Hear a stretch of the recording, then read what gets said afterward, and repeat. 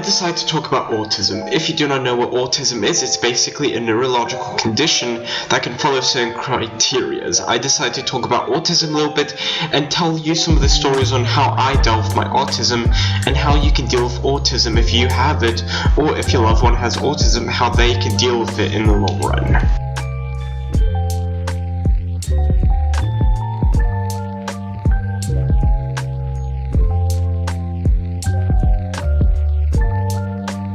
So, autism, it can be quite a difficult thing to handle and truly understand what it is. And if you're wondering what is the drawing I'm doing in the background, it's a doodle because I thought that doing a doodle is colorful and bright, and it kind of represents autism in quite a good manner. So with autism, many people who have it, it's not exactly the same.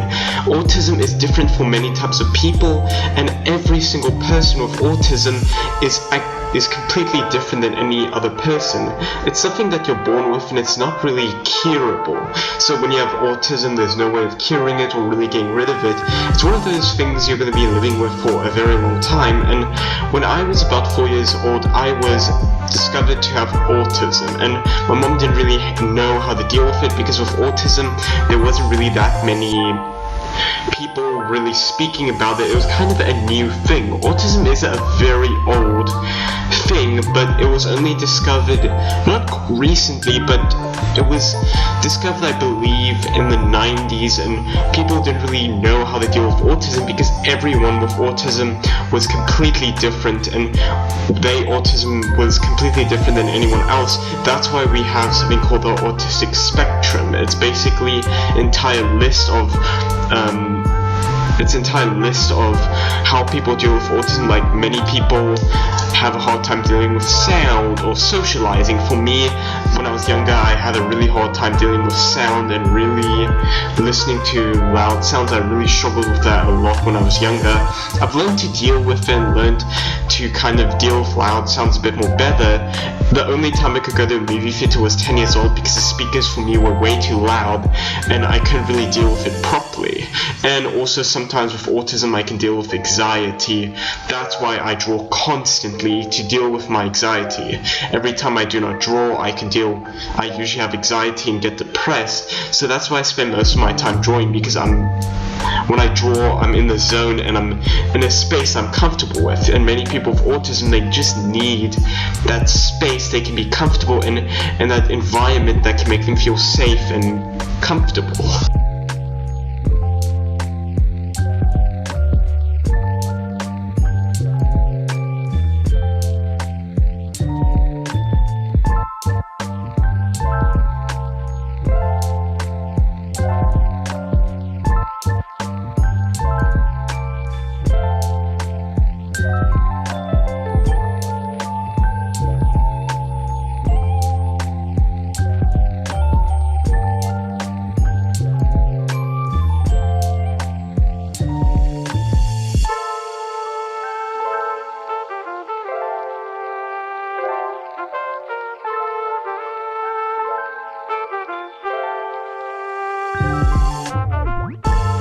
So when I was discovered with autism and when I had autism, I was sent to a special needs school, or they tried getting me to go to special needs school. But the problem is, the country that I live in doesn't really have any proper schools for autism. There's literally no schools for autism, so I had to struggle quite a lot with finding a school for autism, and there wasn't any school I had to go to, so I went to a mainstream school, but there was a few problems. Because I have autism, I can't read and write. It's one of the biggest things I struggle with, but I found different ways to understanding to do things without reading and writing, because many people for thousands of years they need to read and write and didn't really use at their disposal. Only until people decided to get into agriculture, they started using numbers as the first way of reading and writing. It wasn't exactly reading and writing, they only used that method to really count all the objects. Then they started developing words and using those words to create sentences. But anyway, because I can't read and write, it was extremely difficult for me to deal with that at school, and because I was at a mainstream school, they didn't really know how to deal with autism, and I didn't really know I had autism at the time. Yes, when I was younger, my mom did tell me I had autism, but the problem was I couldn't really grasp the concept of autism when I was a young child. So I spent most of my time not really knowing I had autism until I was told about at 12 years old that I had autism, and at that time I could really understand what autism was and really could grasp the concept of it. And because I couldn't read and write, I felt really bad, and some of the teachers would treat me badly. Not all of them, only some of the teachers would treat me badly because of it, and this one teacher would kick me out of the class because of my reading and writing problem. And there isn't really any schools in the country I live in that support autism, and no one really supports it that well. Of course, in other countries like America, you have people that can deal with autism, but many people with autism can struggle with many types of things, socializing, and the best way you can deal with it is just by doing what you love. Because I can't read and write, I struggle with many types of things, but I do art to combat that. Because art, I really enjoy drawing and just creating these cool, imaginative worlds, and I just love drawing. It's what I'm really passionate about, and I spend all my time drawing, and I really enjoy just doing creations. And because I can't read and write, the only way I can tell a story is through images.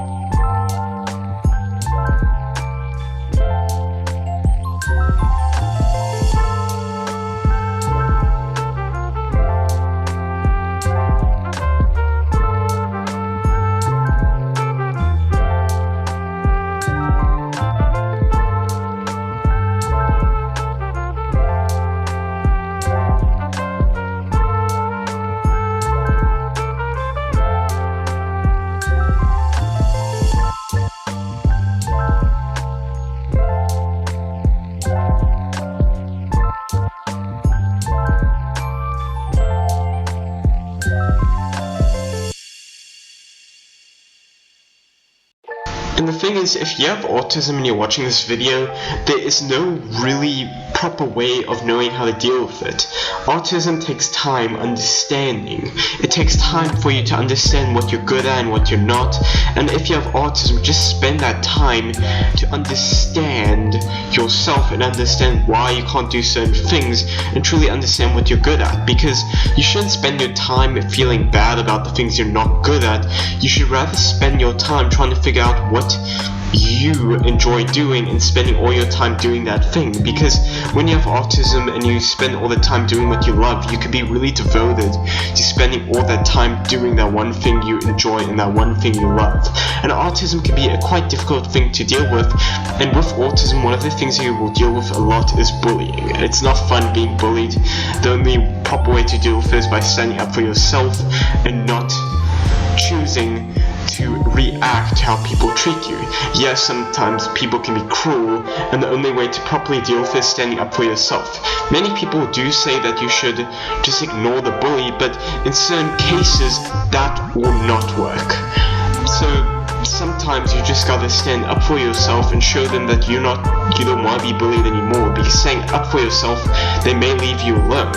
And if they still bully you, telling authority about the situation can help. But bullying can be quite a difficult thing to deal with, and the only reason a person bullies in the first place is because they may be dealing with their own problems in their household. They may be struggling or dealing with their own personal issues, and they're taking it out on you. And if that isn't the case, then the person's just a jerk, I guess. But with autism, it can be quite difficult to deal with it. The best way to only deal with it is by truly understanding your limitations.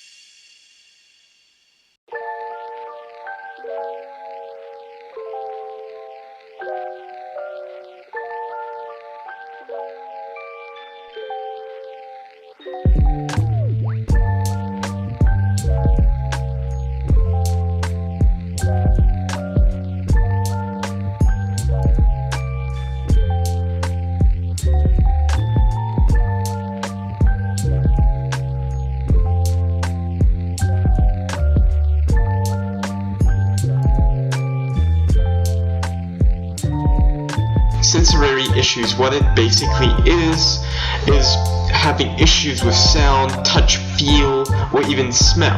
For me, the biggest things I struggled with was sound, taste, and touch. To this day, I don't like being touched by anyone. It's just one of the things I deal with. I don't like being touched by any person whatsoever, and I'm still like that to this day. The other thing I struggled with was sound. Of course, nowadays I can deal with sound quite well. I do not struggle with it that much, but when I was younger, as I said, I couldn't go to the movie theater until I was 10 years old because of the sound issue. And the other thing I dealt with when I was younger was when I would usually take a bath, I didn't like the sound of the water hitting the tub. It was way too loud, so I'd usually close my ears when that would happen. And over time, I've learned to deal with sound a bit more better, but I can still hear things in the background, so I usually use music, or not really music, I mainly watch YouTube videos when I draw in the background. That usually helps quite a lot, but I don't really deal with sound that badly. I can deal with it just fine. I don't have a problem with sound. I just put things on most audio on 50% when I watch a YouTube video or watch movies. Other thing I dealt with was taste. Usually when I ate vegetables, I hated them so much. I hated them with a burning passion. Of course, when you're younger, all kids hate vegetables because of the taste and the look of it, but I struggled with it quite a lot. Over time, I started trying vegetables and spending time to eat certain types of vegetables, and I've dealt with them way more better. The main vegetables I hated were onions, tomatoes, and mushrooms. Of course, nowadays I can eat tomatoes just fine. Mushrooms, yeah, I don't like them that much, but I'll eat them anyway if I have to. But one of the things I still hate to this day is onions. I don't know why onions were invented. I hate them. I don't like eating them whatsoever. Of course, many cooks and culinary professionals use them for taste, and they let it simmer so you can taste the onions and taste the flavor, but I don't really like eating onions whatsoever. I don't like it in my food. And the other thing I don't like is texture. Of course, I said I don't like touch, but also clothing items. Usually when it comes to wearing clothes, I like wearing baggy clothes. I don't like tight-fitting clothes. It can sometimes be uncomfortable. I don't like wearing jeans. I do wear them most of the time, but if I wear jeans that are extremely tight, I don't like wearing them. And the other thing I don't like wearing is certain types of fabrics. I don't like a scratchy type of fabric. It always makes me cringe every time I wear it. And I remember in school that I remember back in school they had pants made out of that cheap scratchy fabric, and I absolutely hated it. It would always make me cringe and make my skin crawl, and even thinking about it does make my skin crawl. So I'd spend quite a long time in clothing stores picking out the right fabric and the right clothing that feels nice to wear.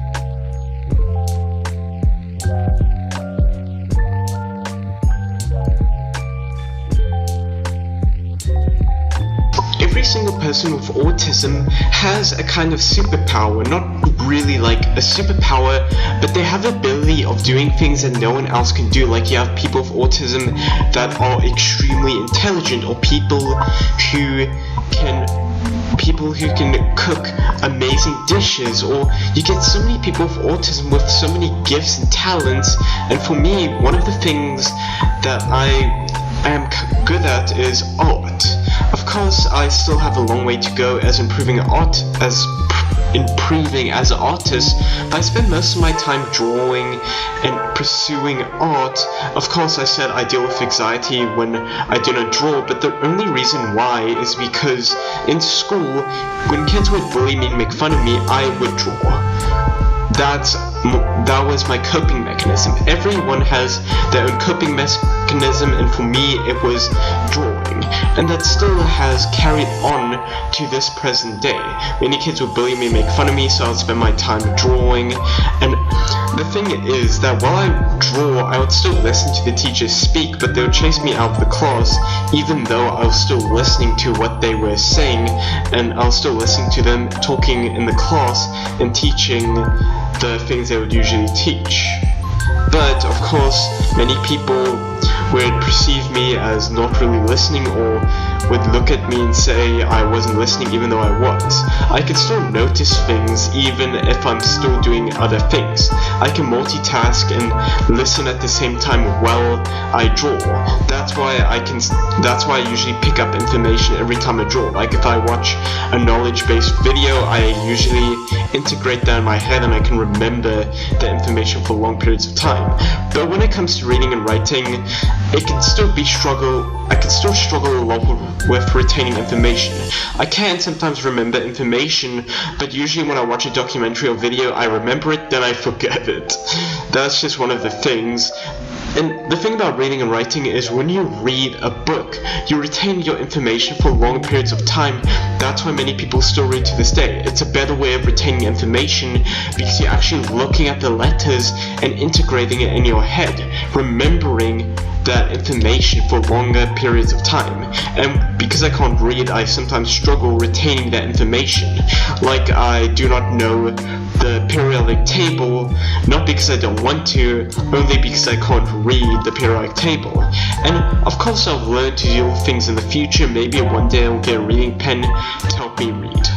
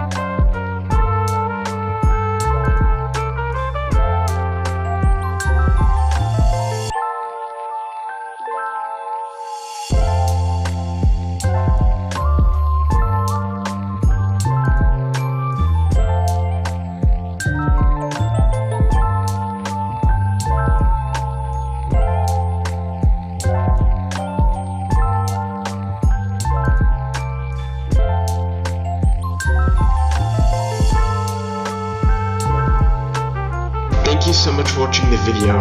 What I want to say is it's okay to be different, and always have a good rest of your day. Bye.